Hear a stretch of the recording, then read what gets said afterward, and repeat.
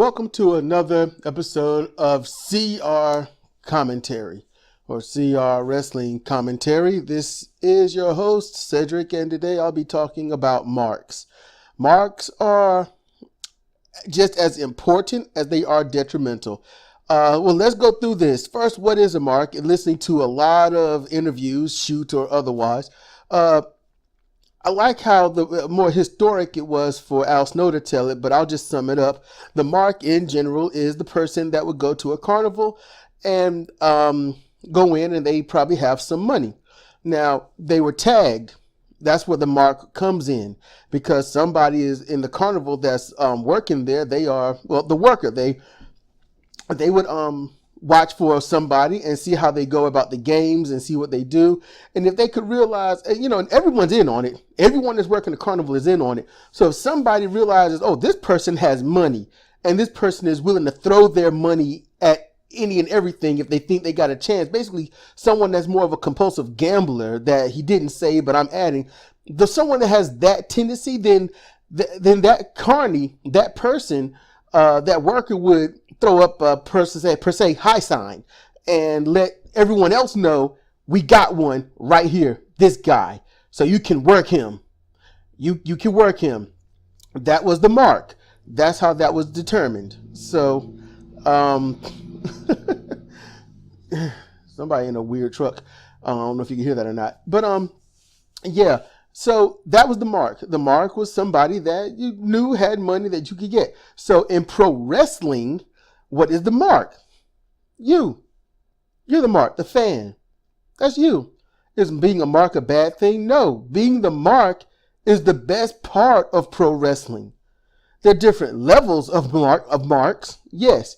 But being a mark in general is how the wrestling business survives. That's how it makes it. Marks. All right?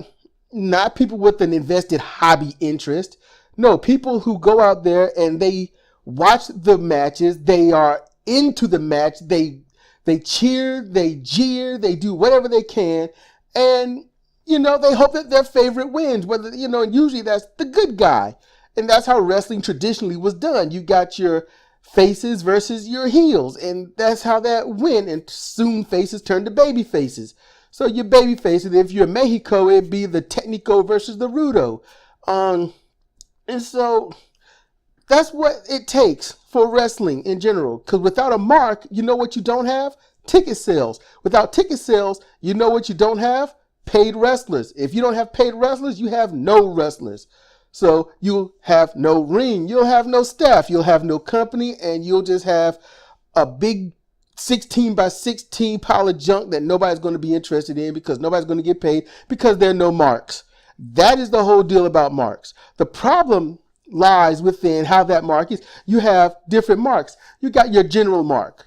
You've got the guy that or girl that's a fan. That if it's usually the females are the ones that really put in the money. They want to go in and see the guy with the hot bod, or if their bod isn't let's say all chiseled and Greek out, just chiseled body, it'd be cool because that person's probably popular, a pretty boy, or something that really sings to that female fan, and that female fan will tell her friends and so forth, and they'll come in and more and more and more. It sort of went away now. That's gone. When honestly, back in the 70s, when I was watching wrestling, the majority of the audience was female. And when I say 70s, I mean I was born in 76.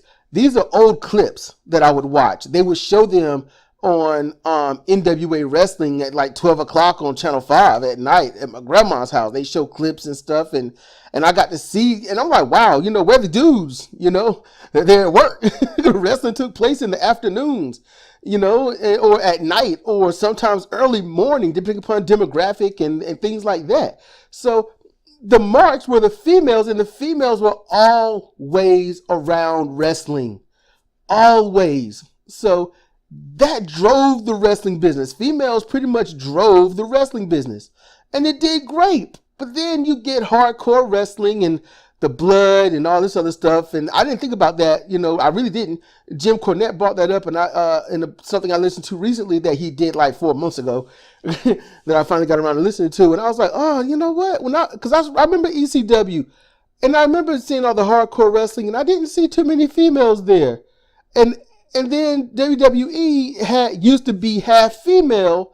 I know it was mostly female, then kids, and then some grown adult men. Didn't see too many teenage boys there, but that's how it was in the 80s. I'll say 89, and then 90, 93, 94 when it slowly tapered off, and you start seeing more guys. So it left all the, we're big buff guys, cheer for us, good guy, bad guy. Then it turned into things like, Steve Austin, The Rock and stuff, where it was punch, kick, clothesline, trash talk. That's not what girls were into. Wrestling wasn't about talk all day and night and cut the promos for everyone. So the marks, the real good marks, left because there was nothing for them. Just a bunch, basically just came your beer swilling, ass kicking show.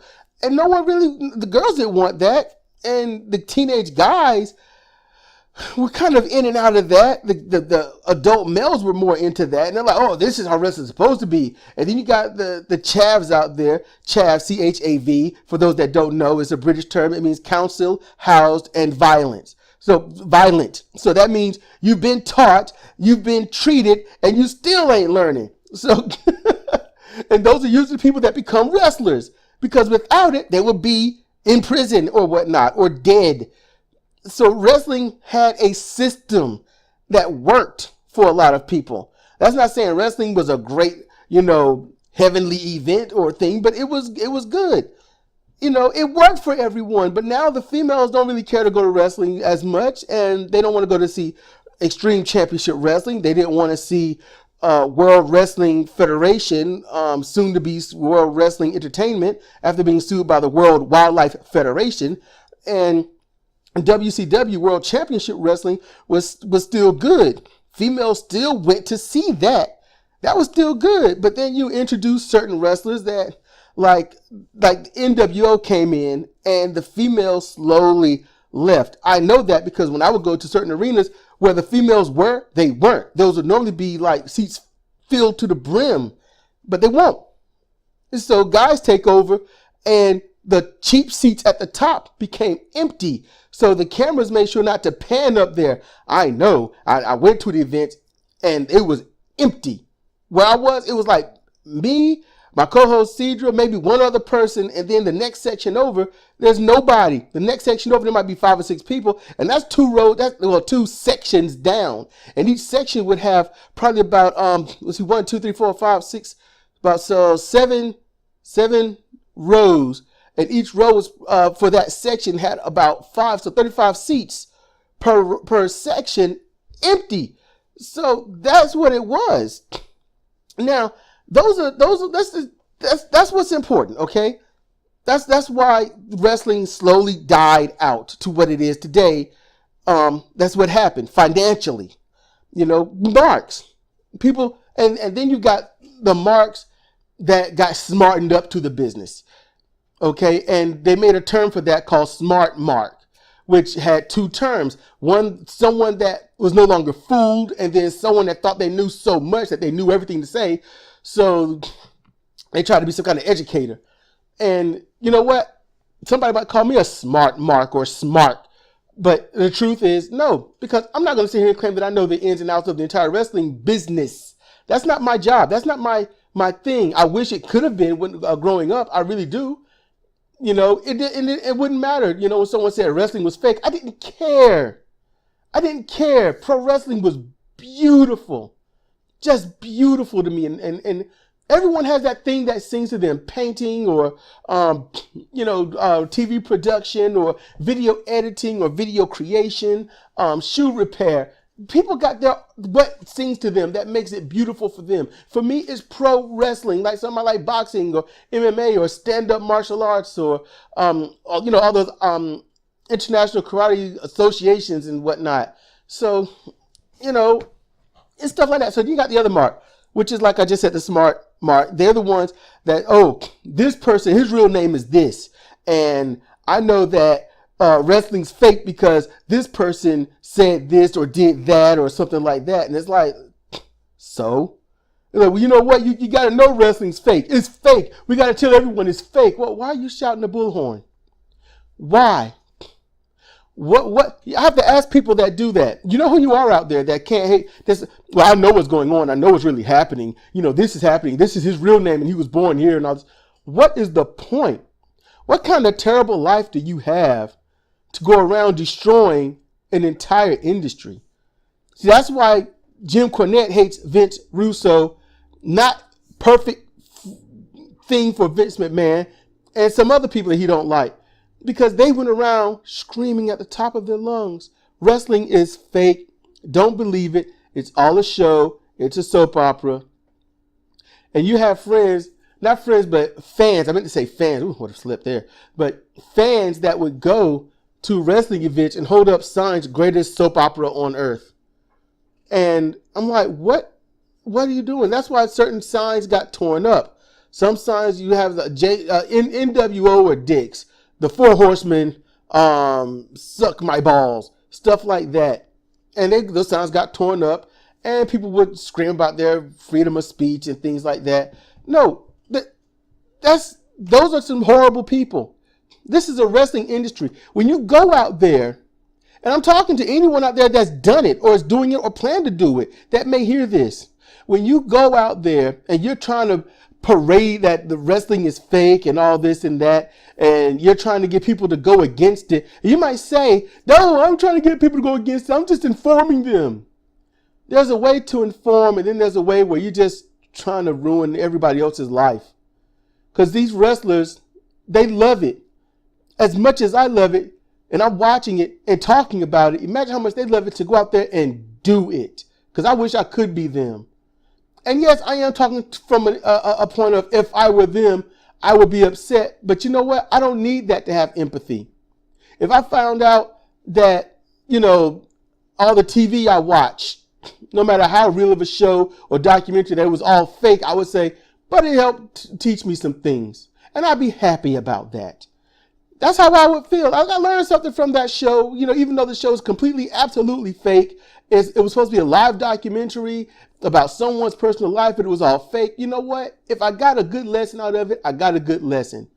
And I'm not going to say some stupid shit like, who are you to tell me it's fake? You obviously your name. That's all you got to answer back. I'm me, my name.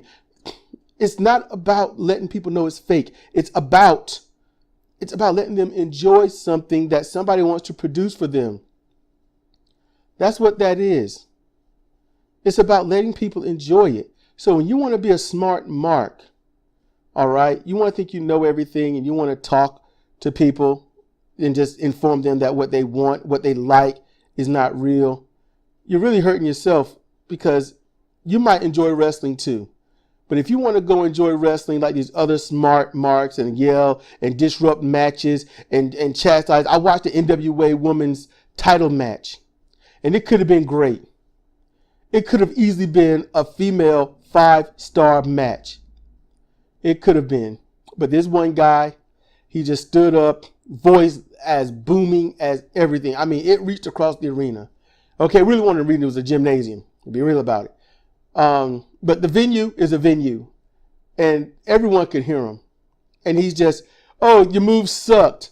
Why don't you try to suplex her again? Oh, I see how you faked that one. Well, next time, why don't you actually hit her? And then booing and you know what happened? A match that literally could have gone 45 minutes was cut down to 15. Cut down to 15 minutes. A title match.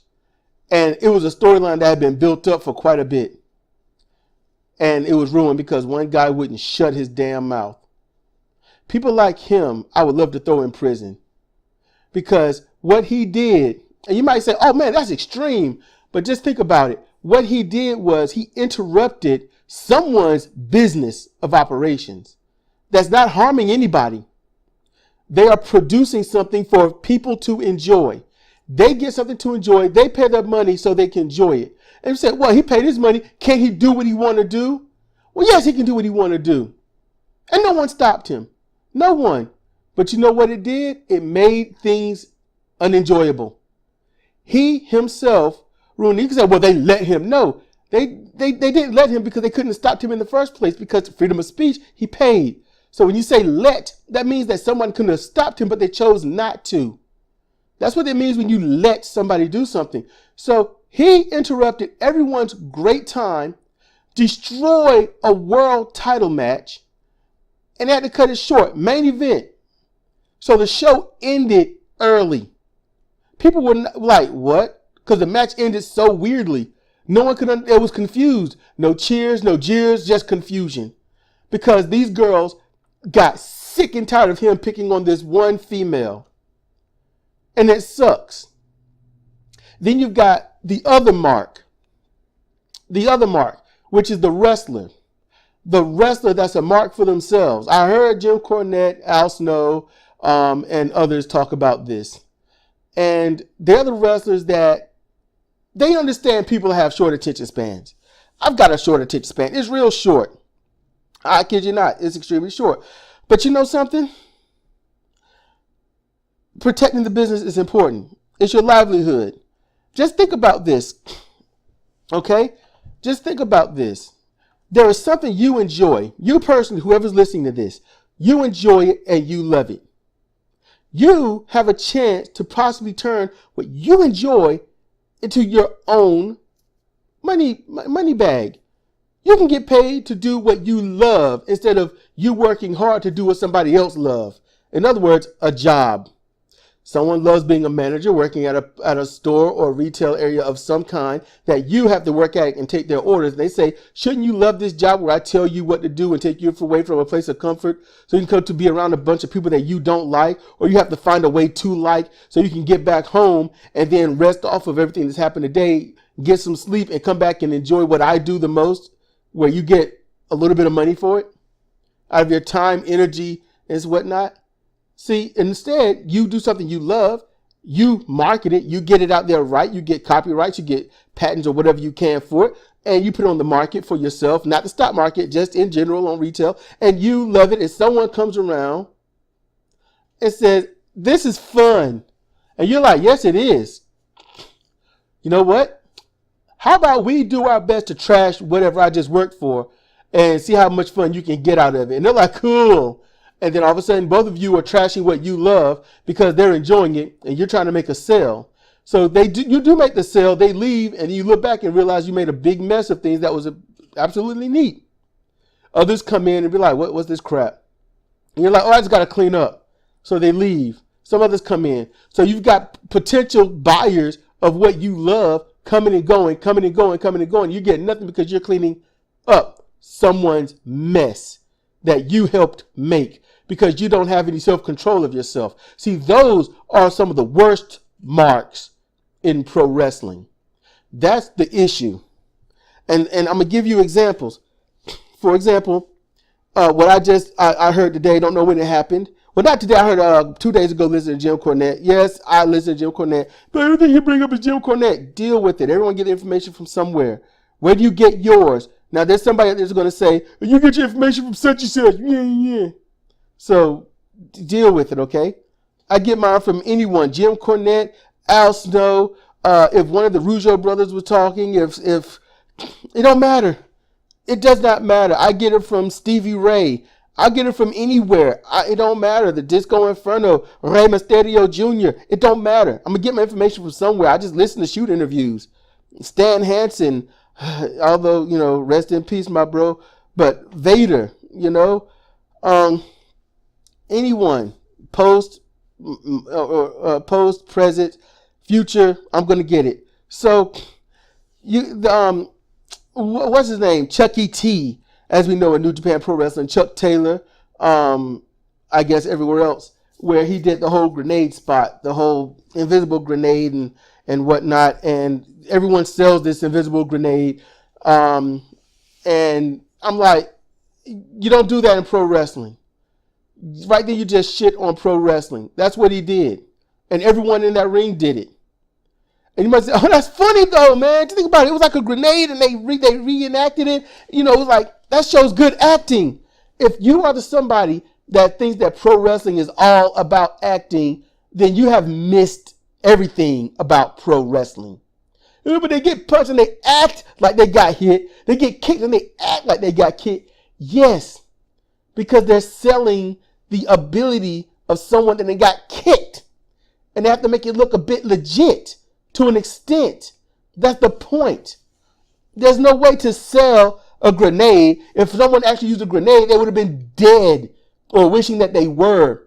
So it's worse when they use a fake grenade and blow themselves up fakely and fall all over the place fakely, and he get back in the ring and then act like they're okay to wrestle.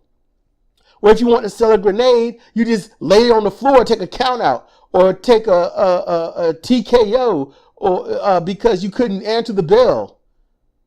But even then it's stupid because they did it anyway. And you've got wrestling invisible people.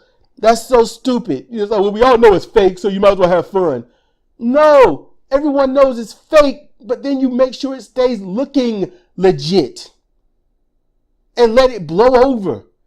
That's what you do, but instead they sold out and listened to the fans, and now the fans are telling the wrestlers exactly what to do, and the wrestlers are doing it thinking, so you got 10 fans that say they should do this, and they go and scream their heads off on these boards, and the wrestlers are like, man, they got a point, we ought to do that. They go and do it where those 10 fans aren't even going to show up, and then they do it, and everyone there's like, that's funny, and then they don't come back because it's like, it's funny, but that was stupid. And I learned that in high school. Just because someone's laughing at or with you doesn't mean they give a damn about you. And that's what these wrestlers need to understand. I'm not saying don't ever listen to the fans, but some things are just sensical. They're real sensical. I love pro wrestling, but if I saw Chuck Taylor do that, I wouldn't have cared to watch him too much when he showed up in New Japan. And now when I watch him in New Japan, it sucks because of how I already had seen him anyway. So that's not going to help me. The way I had already had my preconceived notions when I just saw him, and then I find this out, and I'm like, damn it, that fits. And it sucks because I don't like being right. I don't like being right. And so you've got stuff like that. You've got, good grief. These are the ones, I don't like these people, okay? There's some reasons why. Look, you got fans who are what I call fanboys or fangirls. And some people take issue with that. And when you look up the definition, basically they're the ones that become so fanatical about who they like that person can't do any wrong. They look up to them and they're all about them. Oh, I love this wrestler. I follow them everywhere. They're being a dick, I don't care. They're the greatest because of these whatever reasons. Jackweed is jackweed. It's that simple. There are wrestlers that I enjoyed, and I saw them do stupid stuff, and then I didn't enjoy them anymore because I didn't like the stupid stuff they were doing. I didn't like it.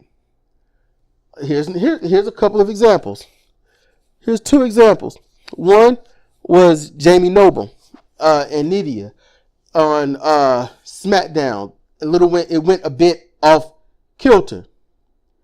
Things went a bit off kilter. Things didn't work out like they should. And I watched this video. I saw it when I was watching TV, and then I had to replay it over and over when I was recording it. And I was like, that legit happened. It was hard to, if it was not real, they did a great job. And I applaud it tremendously.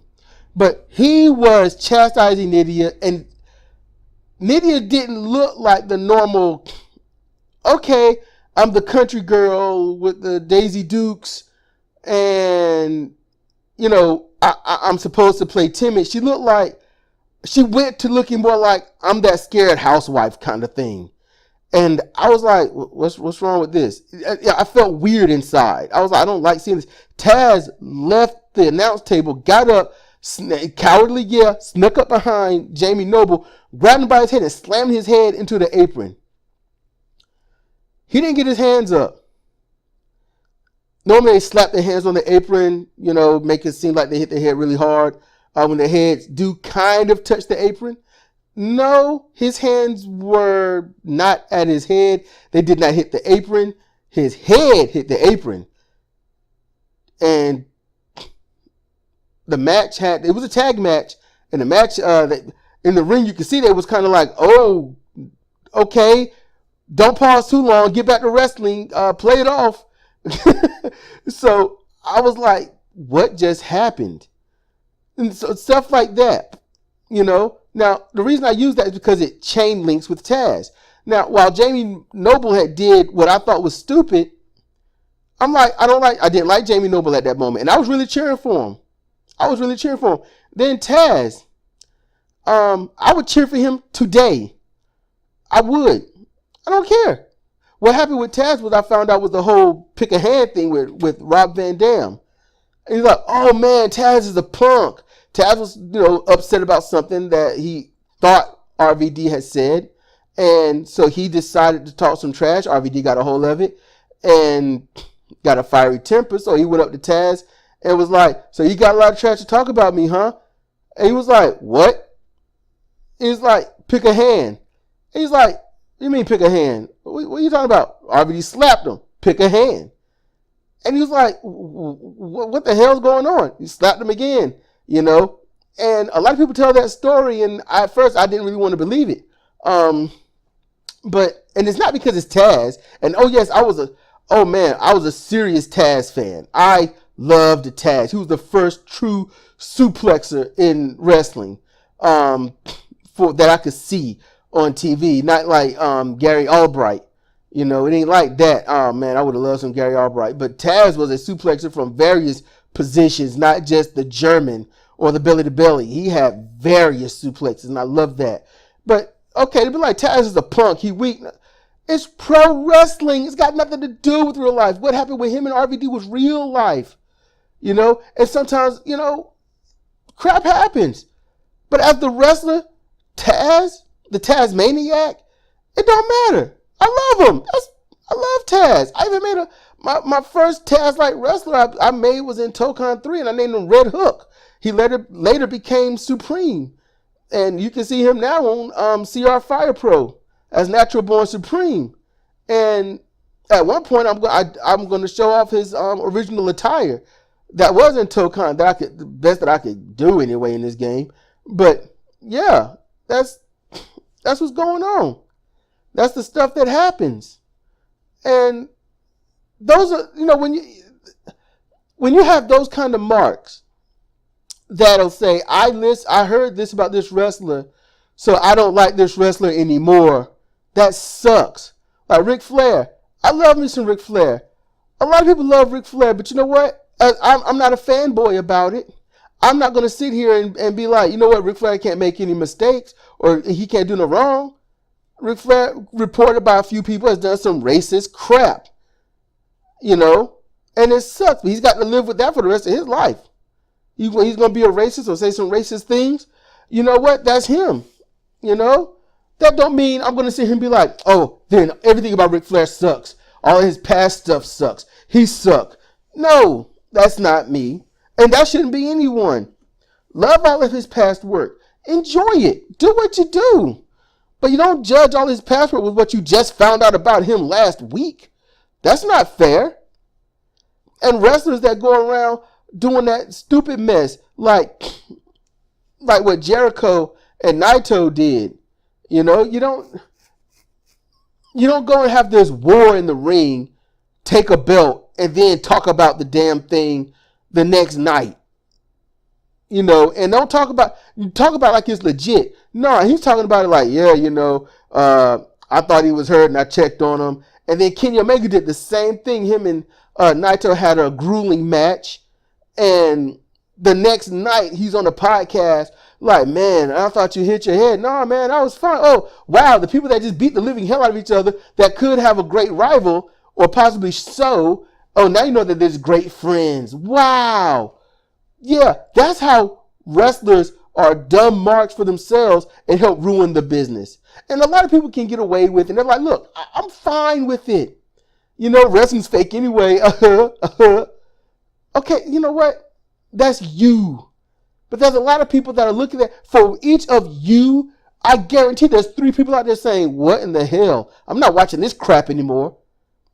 And if they aren't watching it, you know what that is? That's 3 people per you that's not going to buy pay-per-views, merchandise, tickets. That means if there's a crowd of 20 of you, there's a crowd of 60 saying, I'm not doing this crap anymore. And they outweigh you. And that's why I don't like when Kenny Omega does stupid mess like that. Or Kota Ibushi doing the blow-up doll thing. I love me some Kota Ibushi. But he fucked up. And I hope he don't do it again.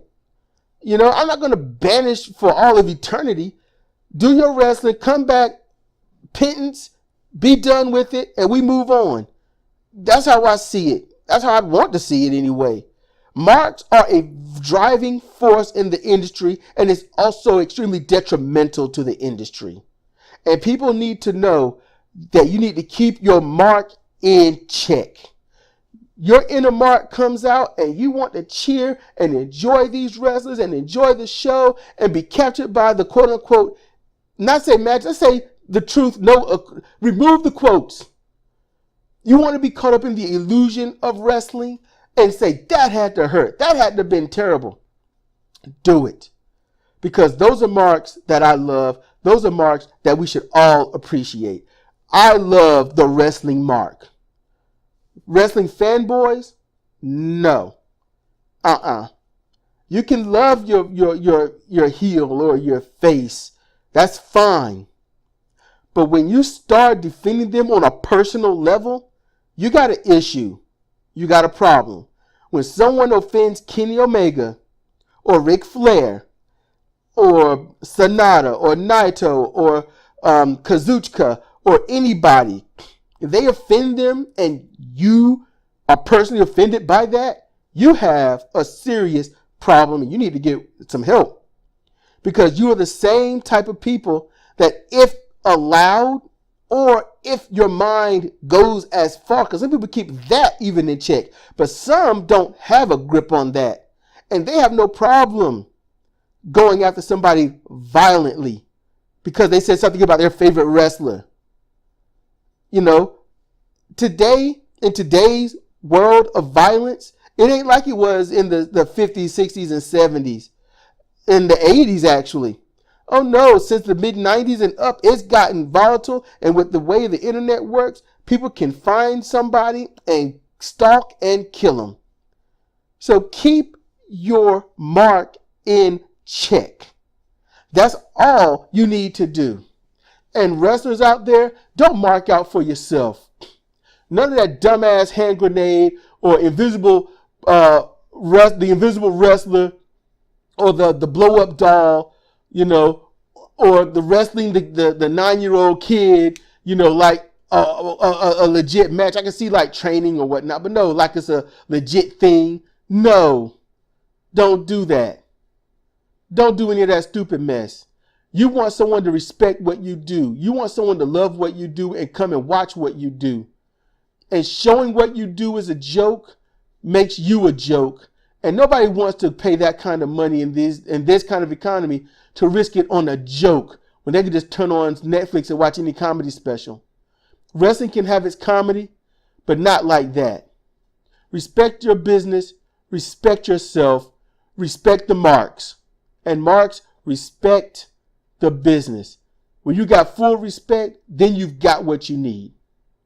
This is Cedric for CR Wrestling, for CR Fire Pro. Thank you for listening.